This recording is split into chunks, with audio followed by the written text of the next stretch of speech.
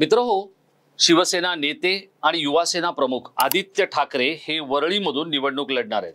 या निवडणुकीसाठी त्यांनी आपला अर्ज भरला। या अर्ज भरताना ज्या स्वरूपाची गर्दी तिथे होती किंवा ज्या स्वरूपाच्या गर्दीची अपेक्षा होती, ही अपेक्षा काही पूर्ण झाली नाही आणि त्यामुळे महाविकास आघाडीमध्ये एक चिंतेचं वातावरण आहे। आता जर आदित्य ठाकरे जे शिवसेनेचे भावी करते धरते असणार आहेत, उद्धव ठाकरेंचे चिरंजीव आहेत आणि शिवसेना या पक्षाची सूत्र ज्यांच्याकडे येणार आहेत, त्यांच्या बरोबर जर काँग्रेस आणि राष्ट्रवादी काँग्रेस हे पक्ष किंवा त्यातले नेते आणि सगळ्यात महत्त्वाचं म्हणजे शिवसेनेतलं जे पार्टी कॅडर आहे ते पण जर हातचं राखून वागत असेल, तर इतर उमेदवारांची काय कथा असेल आणि काय व्यथा असेल हे आपण समजू शकतो। आता आदित्य ठाकरे यांच्या विरोधात एकनाथ शिंदे यांनी एक हुकमी एक्का वापरायचं ठरवलेलं आहे। तो हुकमी एक्का कोण आहे आणि नेमकं त्याच्याकडून शिंदेंना काय करून घ्यायचंय हेच मी आपल्याला सांगणार आहे। नमस्कार मित्रहो, मी राजेश कोचरेकर आणि आपण पाहताय आपलं आवडतं न्यूज पोर्टल टाइम महाराष्ट्र। मित्रहो, वरळी हा जो मतदारसंघ आहे, हा मतदारसंघ गेले काही महिने प्रचंड चर्चेत आहे। 2019 मध्ये इथून आदित्य ठाकरे यांनी निवडणूक लढवली आणि ते जिंकून आले। त्यानंतर ते पर्यटन मंत्री झाले, ते एक महत्त्वाचं शक्ती केंद्र झाले महाविकास आघाडी सरकारच्या काळामधलं आणि त्यांनी या मतदारसंघामध्ये काम केलं। आता याच आदित्य ठाकरे यांच्याकडून मतदारसंघ बदलला जाईल अशी चर्चा होती, पण आदित्य ठाकरे हे वरळीमधूनच निवडणूक लढत आहे। आता हा जो वरळी मतदारसंघ आहे, हा झोपडपट्ट्यांचा, गावठाणांचा आणि उत्तुंग इमारतींचा असा मतदारसंघ आहे। या मतदारसंघामध्ये याच्या आधी संदीप देशपांडे जे मनसेचे आहेत, जे मूळचे दादरचे रहिवासी आहेत, माजी नगरसेवक आहेत मनसेचे आणि मनसेचे फायर ब्रँड नेता म्हणून त्यांच्याकडे पाहिलं जातं। पण ते माध्यम स्नेही असल्यामुळे ते माध्यमांमध्ये रमतात आणि माध्यमांमध्ये दिसतात। आता त्याच संदीप देशपांडे यांना वरळीमधून निवडणूक लढण्याची संधी मिळाली आहे, थेट आदित्य ठाकरे यांच्या विरोधात। त्यांच्यासाठी वरळी विजन सारखा कार्यक्रम राबवण्यात आला पक्षाच्या वतीने। राज ठाकरे त्याला स्वतः उपस्थित राहिले आणि ही सगळी जी लढत आहे ही 1 to 1 म्हणजे एकास एक होईल असं एकूणच चित्र होतं। आता हा जो मतदारसंघ आहे, इथे लोकसभेमध्ये 6,500 मतांचीच आघाडी आहे। कोणाला? इथल्या दक्षिण मुंबईतल्या उमेदवाराला, म्हणजे कोणाला? तर अरविंद सावंत यांना।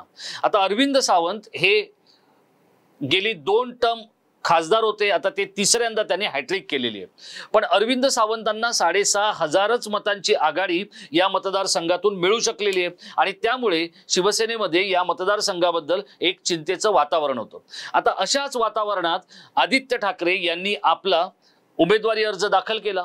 पण इथे झालंय काय, या उमेदवारी अर्ज दाखल करताना महाविकास आघाडी बघा, आदित्य ठाकरे हे आत्ता कोणाला जर वाटत असले की हा तरुण आहे की शिकतोय किंवा शिकणार आहेत, ते हे जरी सगळं खरं असलं तरी ते उद्धव ठाकरे यांच्या बरोबरीने आता पक्षाची सूत्र आपल्या हाती घेऊन चाललेले आहेत।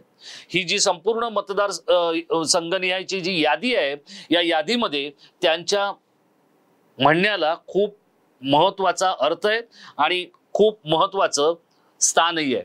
त्या आदित्य ठाकरे यांचा अर्ज भरण्यासाठी अगदीच क दर्जाची महाविकास आघाडीतली नेते मंडळी इथे उपस्थित होती। आता हे चुकलं कुठे?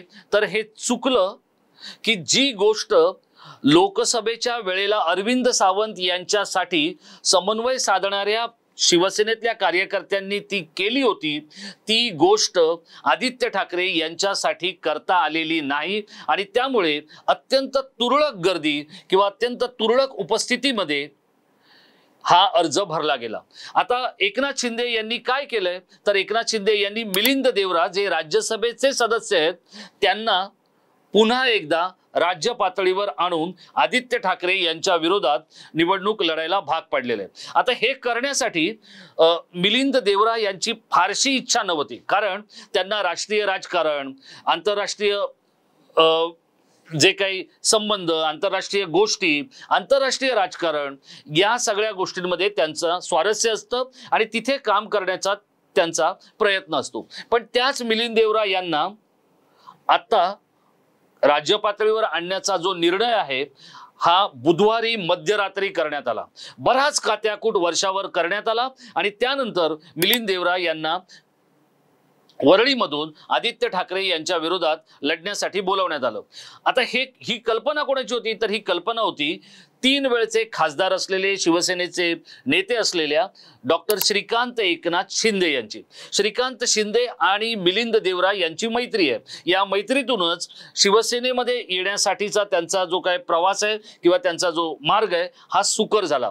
पण आता त्याच मिलिंद देवरा यांना श्रीकांत शिंदे यांनी आपल्या वडिलांच्या कडे गळ घालत वरळीमध्ये आणलेले. आता याच्यामुळे होणार आहे काय? तर ते स्वतः आहेत गुजराती, मारवाडी, जैन मतांवर प्रभाव असणारे ग्रस्त.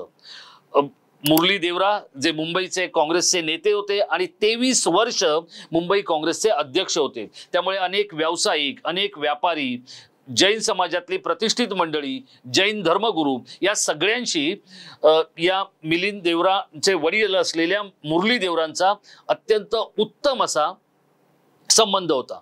मिलिंद देवरांनीही ते कायम ठेवलेलं आहे आणि त्यामुळे या संपूर्ण पट्ट्यातल्या ज्या उच्चभ्रू ज्या वसाहती आहेत किंवा ज्या इमारती आहेत याच्यामध्ये मिलिंद देवरा यांचं प्राबल्य असणार आहे. कारण तिथला जो मतदार आहे हा मिलिंद देवरा यांचा मतदार असू शकतो. आता हाच मतदार कोणाचा आहे? हाच मतदार आहे आदित्य ठाकरे यांचा.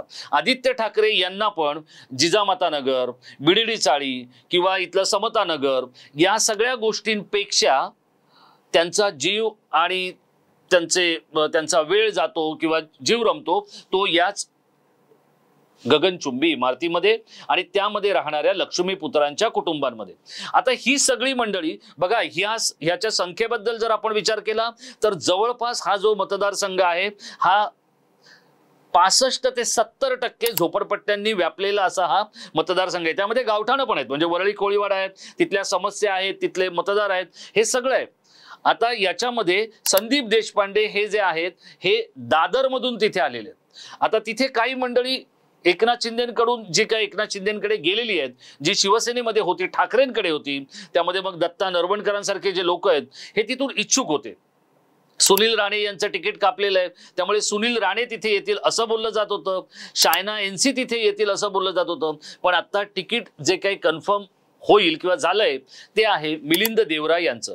आणि मिलिंद देवरा आणि उद्धव ठाकरेंचे सुपुत्र असलेले आदित्य ठाकरे यांच्यामध्ये तुंबळ घमासान होईल हे मी आपल्याला सांगतोय. आता आपल्यापैकी काही लोक असं म्हणतील की खाली शिवसेनेचं केडर आहे, म्हणजे ठाकरेंचं केडर आहे, ते केडर शिंदेंच्यासाठी किंवा शिंदेंच्या करता किती खाली उतरेल, किती याचं कारण काय?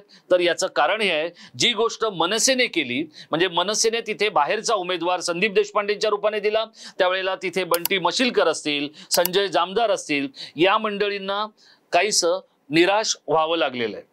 तीच गोष्ट एकनाथ शिंदेंच्या शिवसेनेबद्दलची आहे, कारण तिथे दत्ता नरवणकरांसारखा जो काही नगरसेवक आहे आणि सगळ्यात महत्त्वाचं म्हणजे प्रभावशाली नगरसेवक आहे. जी गोष्ट एकनाथ शिंदेंची तीच गोष्ट दत्ता नरवणकरांची आहे. त्याचा हात मोकळा असतो आणि कष्टकरी, झोपडपट्ट्यांमध्ये राहणारे किंवा अगदी कनिष्ठ वर्गातली जी काही मंडळी आहेत या सगळ्यांसाठी दत्ता नरवणकर हाकेला धावून जातात. त्यामुळे त्यांना असं वाटत होतं ही विधानसभा मला लढवता येईल किंवा लढवायला मिळेल. आता शिवसेनेतल्या म्हणजे ठाकरेंच्याच काही मंडळींचं असं म्हणणं आहे की जर नरवणकर आले असते तर आदित्य ठाकरे यांच्यासाठी गोष्टी कठीण झाल्या असत्या. पण मित्रहो, इथे मिलिंद देवरा यांना आणण्याचा एक आणखी प्रयत्न जो झालाय तो का झालाय तर आदित्य ठाकरे हे आपल्या वडिलांच्या म्हणजे ज्या काही त्यांच्या शारीरिक तक्रारी आहेत त्याच्या व्यतिरिक्त ते संपूर्ण राज्यभरात रान उठवू शकले असते. ती गोष्ट इथून त्यांना करता येणार नाहीये किंवा करता येऊ नये याची काळजी घेतलेली आहे, कारण त्यांना त्यांच्या मतदारसंघातच ब्लॉक करण्याचा प्रयत्न झालेला आहे. आता हा असा प्रयत्न असताना जे पक्षातले इतर पदाधिकारी आहेत किंवा इतर जे काही लोक आहेत ते किती हिरीहिरीनं काम करणार हे देखील तितकंच महत्वाचं आहे. मग ते आशिष चेंबूरकर असतील, सुनील शिंदे असतील, सचिन अहिर असतील, अरविंद भोसले असतील किंवा जगदीश सावंत असतील, ही सगळी मंडळी आदित्य ठाकरे यांच्यासाठी किती हिरीहिरीनं उतरतात यावर त्यांचं जिंकणं आणि पुन्हा विधान भवनात पोहोचणं अवलंबून आहे. पण मिलिंद देवरा यांच्या या इथे निवडणुकीच्या रिंगणात उतरण्याने माहोल तर पूर्णपणे तापलेला आहे. शिंदेंनी एक महत्त्वाची खेळी खेळलेली आहे, अर्थात ती श्रीकांत शिंदेंच्या कल्पनेतून आली आहे. पण श्रीकांत शिंदेंच्या एकूणच पक्षामध्ये सुद्धा तिथे असलेले किरण पावसकर असतील किंवा दत्ता नरवणकर असतील, ही सगळी मंडळी किती लक्ष घालून मिलिंद देवरा यांच्यासाठी काम करतायत हे देखील बघणं गरजेचं आहे. आता लोकसभेला काय झालं होतं? लोकसभेला यामिनी जाधव यांचा त्या मतदार यादीमध्ये, म्हणजे जिथे आपण मतपत्रिका असते त्यावर 3रा नंबर होता आणि पहिला क्रमांक होता अरविंद सावंत यांचा, 2रा क्रमांक होता बसपाच्या उमेदवाराचा आणि 3रा क्रमांक होता यामिनी जाधव यांचा. यामिनी जाधव यांच्या नावात किंवा यांच्या कशामध्येही किंवा त्यांच्या एकूणच कामाविषयी हे जे मोदी भक्त होते त्यांना काही घेणं देणं नव्हतं. त्या सगळ्या बघा, ही जी उच्चभ्रू ह्या ज्या सोसायट्या आहेत याच्यात किती बूथ आहेत माहितीये का मित्र? आपल्याला 17.5 बूथ आहेत.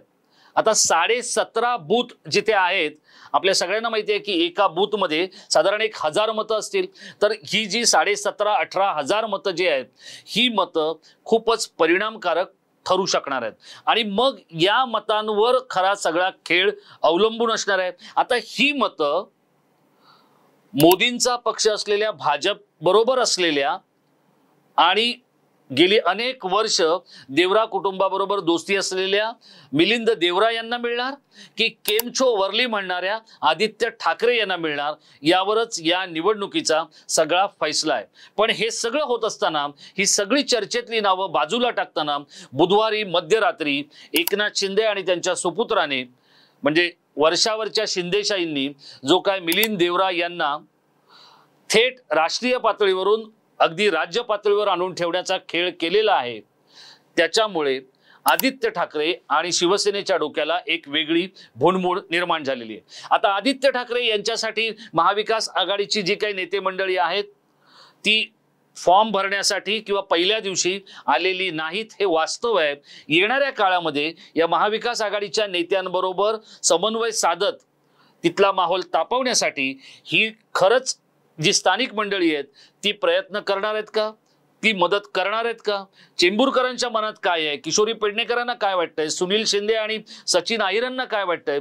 हे देखील तितकंच महत्त्वाचं आहे. कारण गेल्या 5 वर्षात झोपडपट्ट्या आणि चाळी यांच्यापेक्षा उत्तुंग इमारती आणि हायफाय सोसायट्यांमध्ये रमणारे आदित्य ठाकरे हे 30 ते 35% मतदार जिथे राहतात तिथेच आपलं काम आणि तिथेच आपला वावर देत राहिले आणि त्यामुळे 65 ते 70% मतदार जिथे ज्या चाळीमध्ये राहतो त्या चाळीत आता देवरा जाणार की ठाकरे जाणार, यावरच या वरळी मतदारसंघातला खरा खेळ अवलंबून आहे.